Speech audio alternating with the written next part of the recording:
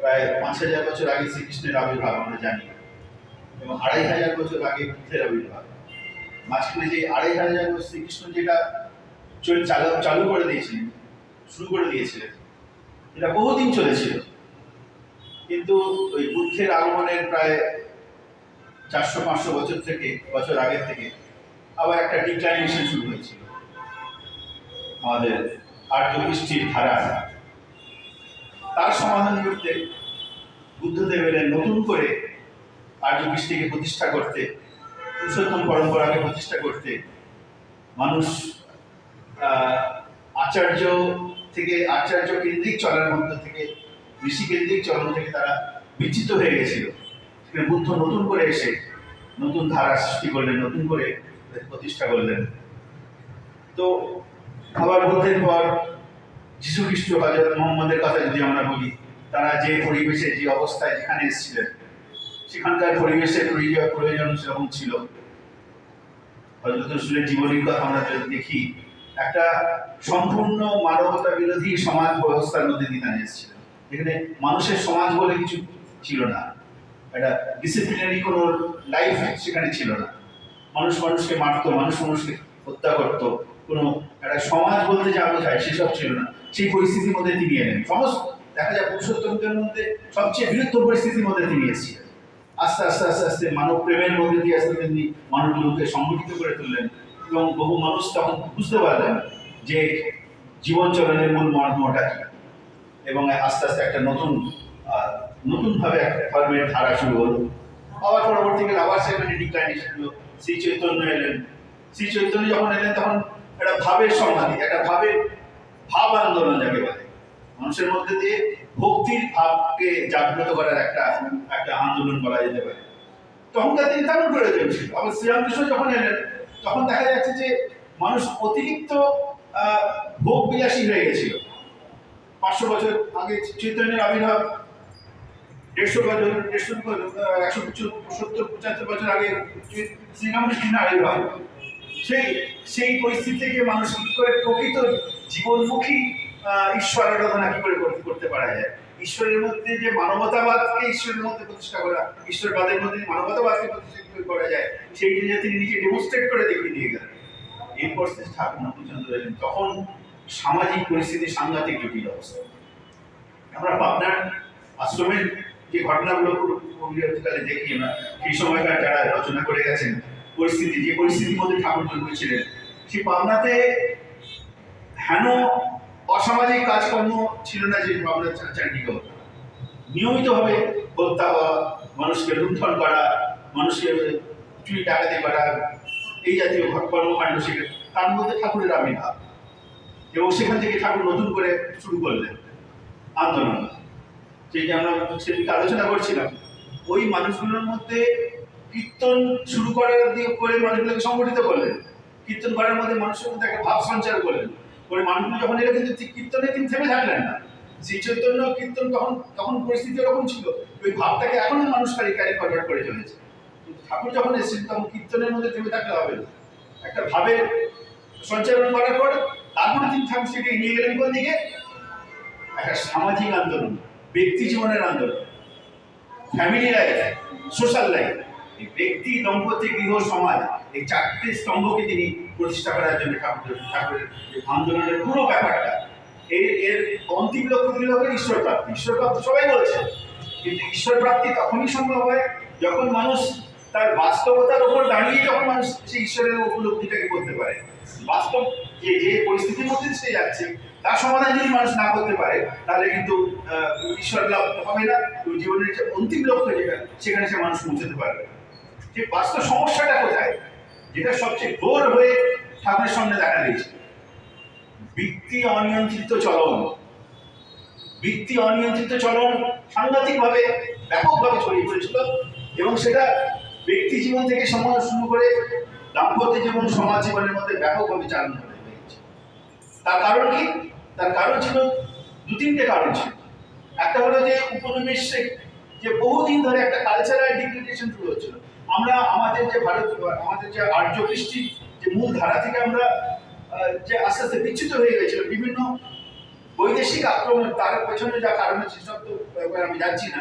বৈদেশিক আক্রমণ যখন আমাদের দুর্বলতার জন্য সফল হলো, বিদেশ থেকে তারা যখন নিজের একটা কালচার নিয়ে এলো, সেখানে আর্য কৃষ্টির মূল ধারা কিন্তু থেকে তারা তারা খুব একটা পরিচিত ছিল না, কিন্তু আমরা তাদের কিভাবে প্রভাবিত হয়ে আমাদের ধারাগুলোকে থেকে বিচ্যুত হয়ে পড়লাম। সেটা কি হলো, কিভাবে হলো? এবং ঠাকুর এক জায়গায় আলোচনা করছেন, একজন রাজনৈতিক নেতা ঠাকুরকে জিজ্ঞেস করছেন যে আমাদের তো আমাদের দেশ তো পরাধীন, প্রথম কথা তো পরাধীনতা মুক্তি হওয়াই আমাদের দরকার। এবং হ্যাঁ, অবশ্যই দরকার। আমি খুব সংক্ষেপে যাচ্ছি, বেশি বিকেল আলোচনাটার মধ্যে যাচ্ছি না। ঠাকুর বলে হ্যাঁ, পরাধীনতা থেকে মুক্তি হওয়াই তো দরকার, তখন তো ইংরেজদের আন্দোলন চলছে।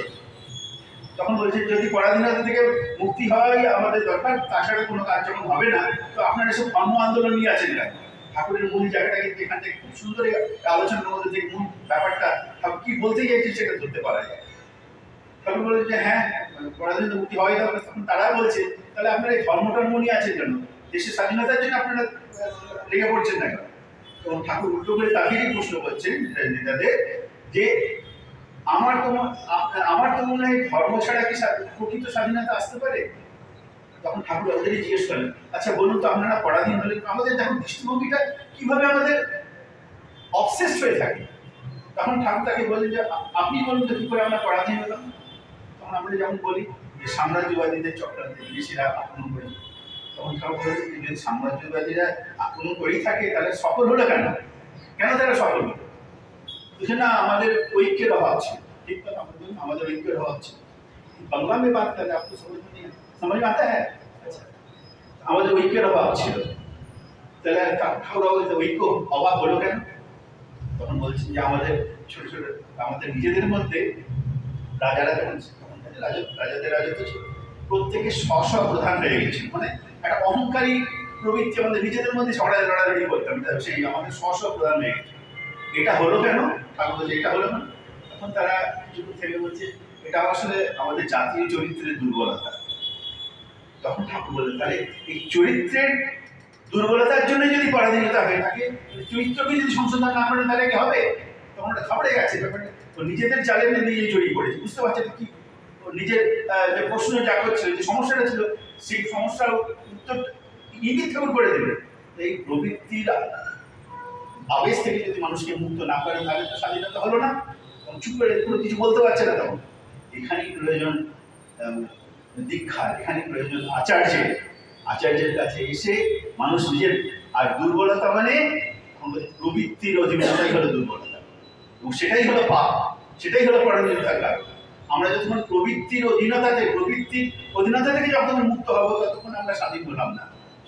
আমাদের দেশবন্ধু ঠাকুর এই কথা বলেছিলেন, আপনারা ইংরেজদের গালাগালি করছেন, ইংরেজদের দোষ দেখছেন, কিন্তু ইংরেজরা কি দোষে, কি কারণে আমাদের উপর আধিপত্য বিস্তার করে রয়েছে সেটা দেখছেন না কেন?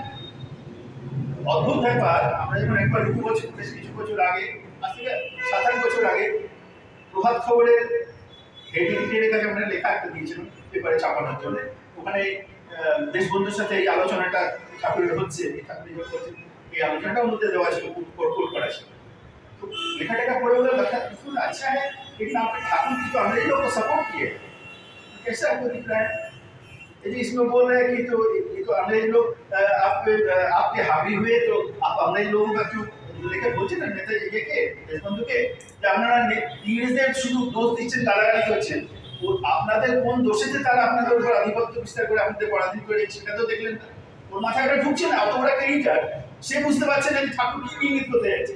ও হচ্ছে কিন্তু ইংরেজকে সাপোর্ট করছে, ব্যাপারটা তা নয়। তিনি বোঝাতে চাইছেন, ঠাকুর বোঝাতে চাইছেন তুমি তোমার দুর্বলতাটা খুঁজে দেখো। তোমার মধ্যে দুর্বলতা ছিল বলেই না ওরা এসে জিততে পারলো। দুর্বলতা তুমি যদি ঠিক না করো তাহলে কি করে হবে? ওই নেতাদেরও ঠাকুর একই কথা বলেছেন। এখানেই প্রয়োজন হয় দীক্ষার, এখানেই প্রয়োজন আচার্য অনুসরণ চলা। আমরা অতীতে ভারতের ইতিহাসের রানা প্রতাপের কাহিনী আমরা শুনেছি, আমরা শিবাজির কাহিনী শুনেছি। রানা প্রতাপের ক্ষেত্রে দেখা গেল অনিয়ন্ত্রিত চলন, অত বড় শক্তিশালী শেষ হয়ে গেল। শিবাজি দেখা গেল ছোট্ট রাজ্যের রাজা, সে মুঘল সাম্রাজ্যের সাথে যুদ্ধ করে গেল, কি করে করতে পারবে? কাহিনী আমরা আছে, সেসব আমরা সবাই জানি, সব কাহিনী আমরা বিস্তারিত করে আজকে আলোচনা করতে যাব না। যখন তার রামদাস তার গুরুদেব একদিন ভিক্ষা করছেন, দাঁড়িয়ে দাঁড়িয়ে ভিক্ষা করছেন। তো দেখতে দেখতে শিবাজির বাড়ির সামনে দিয়ে তিনি যাচ্ছেন, প্রাসাদের সামনে দিয়ে। রাজবাড়ি থেকে শিবাজি খবর দিল আপনার গুরুদেব ভিক্ষা করছেন।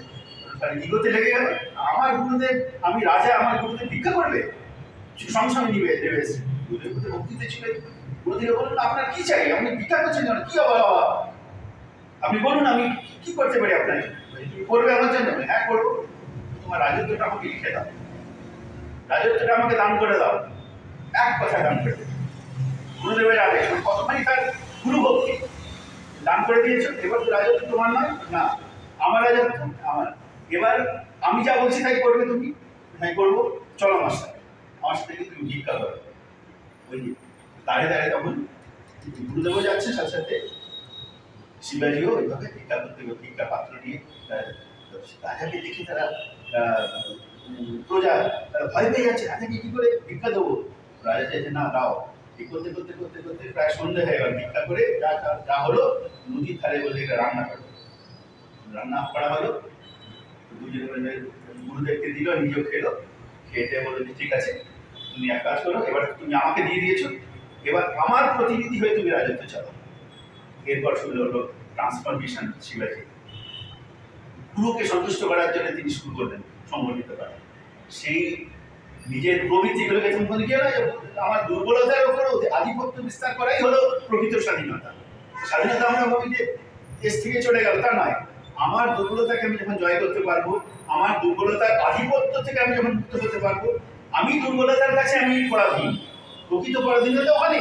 সেই জন্যই বিদেশ থেকে আপনি সেটা ইঙ্গিত করতে চাইছিলেন যে আমার দুর্বলতার প্রতি আমি পরাধীন ছিলাম বলেই তারা আক্রমণ করার সুযোগ পেল। দুর্বলতাকে জয় করতে পারতাম যদি, তাহলে তারা পরাধীন হতে পারত না, পরাধীন হতে হতাম না আমরা। সেই এখানে আমরা বললেন বাড়িটা আমরা বিশেষ করে যাবো না, এর মধ্যে যদি আমরা এই আলোচনায় করি না, তাহলে কিন্তু ঠাকুরের পুরো ফিলোসফিটাকে এর মধ্যে স্পষ্ট হয়ে যাবে।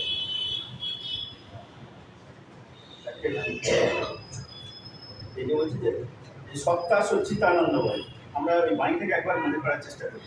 এটা আমি বললে কিন্তু আমাদের গন্তব্য কি, পথ কি, কোথা থেকে কিভাবে আমরা যেতে পারি, কি একটা ফর্মুলার মতো ঠাকুর দিয়ে গেছে। এটা একটুখানি আলোচনা করে আজকে আমি আলোচনা শেষ করবো। আমাদের বাণীটা বারবার পড়া দরকার, এটা নিয়ে চিন্তন করা দরকার, ধ্যান করা দরকার। সত্তা সচ্চিদানন্দময়, অসৎ নিরোধী সত্য, প্রত্যেকটা শব্দ ভীষণ ইম্পর্টেন্ট।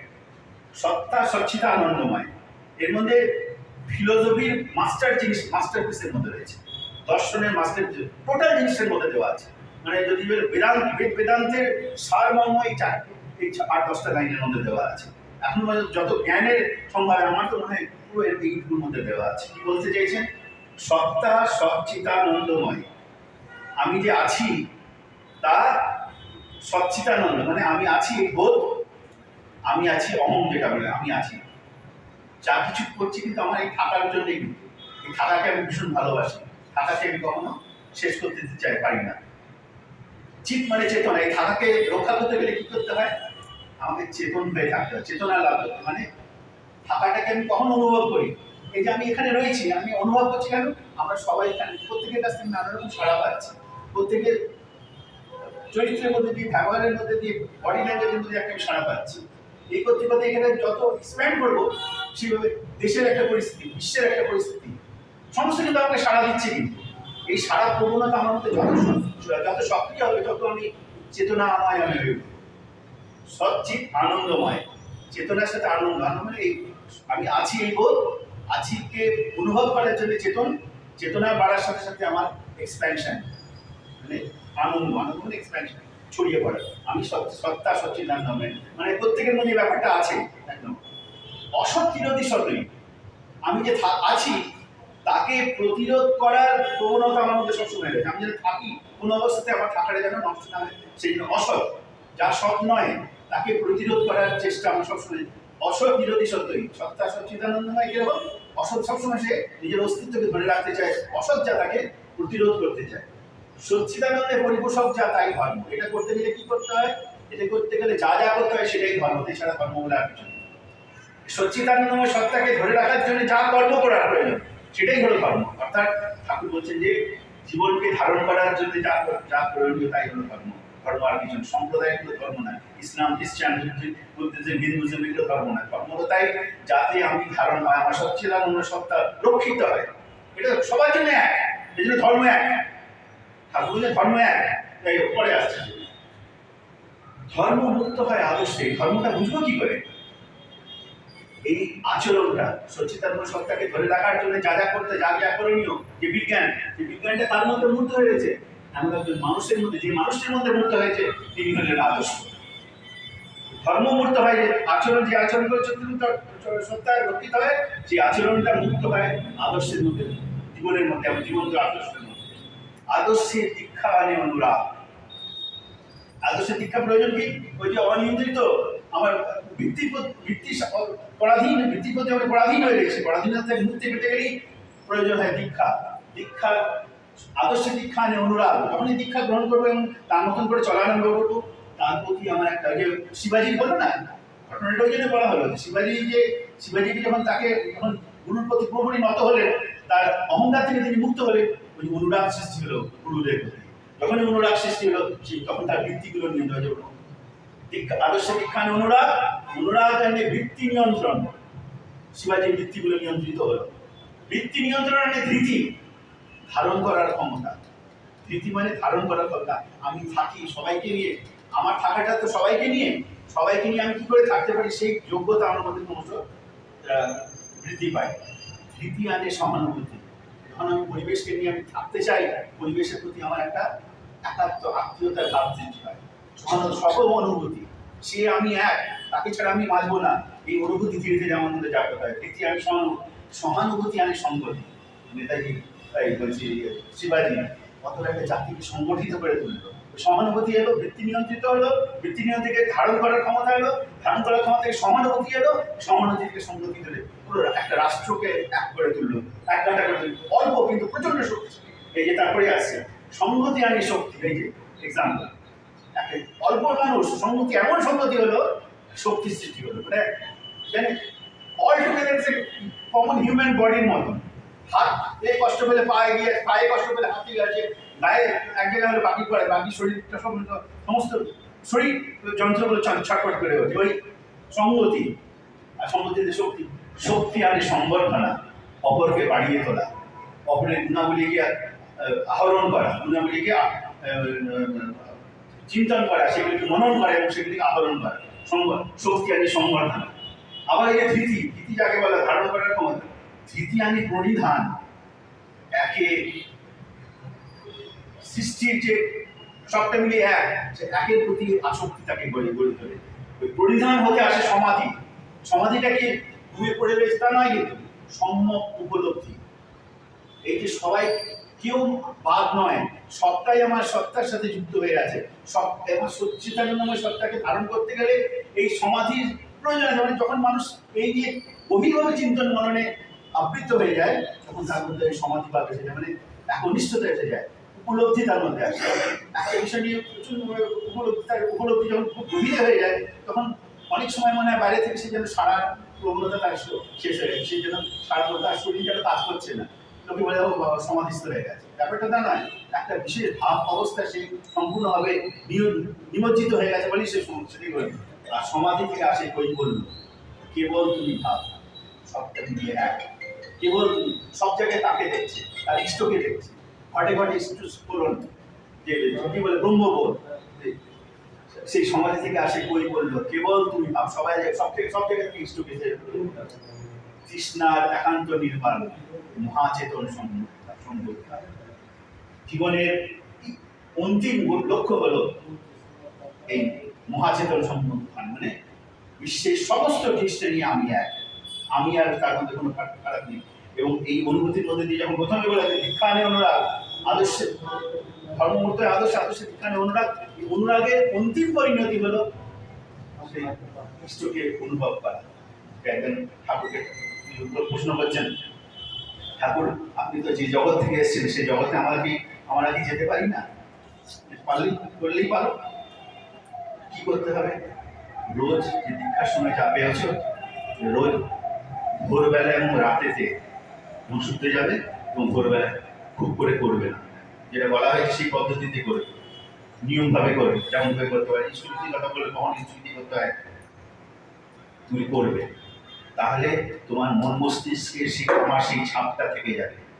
কারণ চরম নাম যেটা উনি দিয়েছেন, লেটেস্ট টেকনিক অফ, যদি মেডিটেশন বলেন বা নাম বলেন, লেটেস্ট নাম, তার মানে এখন চরম নাম, মানে এই সৃষ্টির গোড়াতে ওই ওই সৃষ্টির কারণ ওর মধ্যে দিয়ে হয়েছে, সেই স্পন্দনের মধ্যে, সেই স্পন্দনের কারণ স্বরূপ মুক্ত হয়ে ঠাকুর এসছে, তার সেই তত্ত্বটা তিনি দিচ্ছেন। সেটা যদি করো তাহলে তোমাকে তোমার মধ্যে মধ্যে যে সেই ছাপটা ছিল, সেই সময় তোমাকে না চিনিয়ে নিতে পারে। is giving full assurance that I will be there. আমি তোমার কাছে থাকবো সেই সময় না, অলওয়েজ। ডাক্তার দাদা বলছেন যখন তুমি ডাকো তখনই আমি উপস্থিত হই, তখন অন্তর থেকে উপস্থিত থেকে তো তখন তোমার সাথে, যাতে সেই সময় তোমাকে আমি চিনিয়ে নিতে পারি। কেননা হয় কি, সাধারণ মানুষের কি হয়, যখন এখান থেকে ঠাকুর বলছেন আসলে ভাবগুলো না ছিন্ন হয়ে যায়। আমাদের যে ভাবগুলো আছে, তখন শরীর থেকে আমরা ত্যাগ করে এমন একটা আলোক মানুষ দেখে, এমন ঘন্টার ধ্বনি শোনে, এমন অনুভূতি হয়, যাতে সেই মানুষ, সাধারণ মানুষগুলো ভয় পেয়ে যায়। কিন্তু তোমাদের ক্ষেত্রে সেটা হবে না, কেননা তোমার এই পদ্ধতির মধ্যে সেগুলো অনেকবার করে অনুভব করেছো, সেগুলো বহুবার তোমার অনুভূতির মধ্যে এসে গেছে, যেহেতু তোমরা তখন ভয় পাবে না, তোমরা তখন সেই জিনিস উপলব্ধি করবে। সেটা যখন তুমি ধরে রেখে থাকতে পারবে, সেই কনসেন্ট্রিক গো অফ লাইফের মধ্যে তুমি গেছো বলে, সেই আধ্যাত্মিকতার মধ্যে তুমি গেছো বলে তুমি সেটা ধরে রাখতে পারবে, তখন সেই আলোকের মধ্যে দিয়ে তিনি আলোকিত হবেন। আমি নিজের কথাই বলেছি, তিনি মধ্যে তিনি সেদিনকে আমরা আলোচনা করছিলাম যে একজন নারায় মাথা একজন ছেলে তার বাবার সাথে করে এসছে, তাকে ঠাকুর কি ব্যাপার কি হলো বলতে, সে আপনি তো আমার বাবার দেহত্যাগের সময় এসেছিলেন, সে কি বলে সে কি করেছিল রাখার বলে ঠাকুর বলছেন, তখন সে বলছে যে হ্যাঁ, আমরা যখন ভোরবেলা সকালবেলায় ঠাকুর আমাদের সবাইকে বাবা ডাকলেন এবং ডেকে আমাকে বললেন, সেটি তারা আলোচনা করছিলেন, খুব সুন্দর কথা, খুব মানে খুব ইমোশনাল সিচুয়েশন, যে আমি তো তোদের জন্য কিছু করে যেতে পারলাম, তোদের ঠাকুর দিয়ে গেলাম। তারপর ঠাকুর ওনার কি করতে যখন আমরা সবাই বসে নাম করছি, তখন বলছি যে ঠাকুর আসছে সোনার কথা চলে, এবার আমরা চললাম, হাত জোর করলাম, চোখ বন্ধ হয়ে এই ঘটনা প্রচুর হয়েছে। ওখানে তিনি বাস্তবের মধ্যে ঠাকুর এলেন, আমাকে নিয়ে গেলেন, তারপরে চোখ বন্ধ হয়ে গেল। তো এই যে তিনি অ্যাসুরেন্স দিচ্ছেন, সব অবস্থার মধ্যে তিনি রয়েছেন, সেই অ্যাসুরেন্সটাকে পেতে গেলে আমাদের এই দৈনিক আচার আচরণ যেগুলো, যে সদাচারী আচরণ যেগুলো, দীক্ষার পরে যেগুলি বিশেষ, ঠাকুর বলছে যে যারা দীক্ষা পেয়েছে তারা কিন্তু পূর্বজন্মের বহু সাধনার ফলে তারা পেয়েছে, এমনি এমনি পাইনি, এখানে যারা এসছে কিন্তু কর্মফলের পরে তারা এসছে। তাই এটা কিন্তু হেলায় আমরা যেন না ব্যবহার, হেলায় যেন না হারাই। মানে একবার যে এসছে বলতে সে তাকে বারবার আসতেই হবে এখানে, মানে এই ওই মহাচেতন সম্মুখানের কথা বলা হলো, ওই উপলব্ধির ওই স্তরে পর্যন্ত যতক্ষণ না মানুষ করছে তাকে বারবার করে আসতে হবে, তাকে এই মধ্যে দিয়ে তাকে যেতে হবে। পূর্ণ জ্ঞান যতক্ষণ না হচ্ছে, আমার আসল পরিচয় আমি যখন না পাচ্ছি, প্রকৃত জ্ঞান পরিচয় না পাচ্ছি, আমার মধ্যে যখন পুরোপুরি ইষ্ট যখন না পূর্ণ হয়ে উঠছেন, সেইভাবে পূর্ণ ভাবিত হওয়ার জায়গায় যতক্ষণ না যেতে হবে, আমাকে বারবার করে সে সাধনা করতে হবে। এই সুযোগ এখন যখন সুযোগ পেয়েছি, এটাকে বারবার করে চেষ্টা করি। এবং দু জায়গায় কথা বলছি, যেমন একটা জায়গায় বাইবেলের কথা দেওয়া এক জায়গায় আছে, সেগুলো আমি কথা শেষ করবো। ঠাকুরকে প্রশ্ন করছেন যে বাইবেলে জিসাস বলেছেন যে এক সময় আসবে যখন বিশ্বের পরিস্থিতি খুব সাংঘাতিক হয়ে উঠবে, মানুষ মানুষকে হত্যা করবে, চারদিকে হত্যা লীলা চলবে, তখন আপনি বলেছেন, তখন তিনি জিসাস বলেছেন যে আমার my new name will save you. এটা মানেটা কি ঠাকুর বলছে, বাইবেলে দেওয়া আছে, my new name will save you, তোমাকে নতুন, আমার নতুন নাম তোমাকে। তখন তারা বুঝতে পারেনি কি বলতে চেয়েছেন জিসাস। ঠাকুরকে যখন প্রশ্ন করা হলো খ্রিস্টান, তখন ঠাকুর বলছেন নিউ নেম ইজ তোমরা যা পাইছো, that is the latest form of the past prophets. পূর্ণ সাধনার চরম পরিণতি হিসেবে যে নামটা পেয়েছো, সেই নামের মধ্যে যারা থাকবে তারা সেই পরিস্থিতি, হাজার পরিস্থিতির মধ্যে উদ্ধার পেয়ে যাবে। তারা এই ধর্মের আজকের দিনের যে মূল্য, সেটা এখানে বন্দী।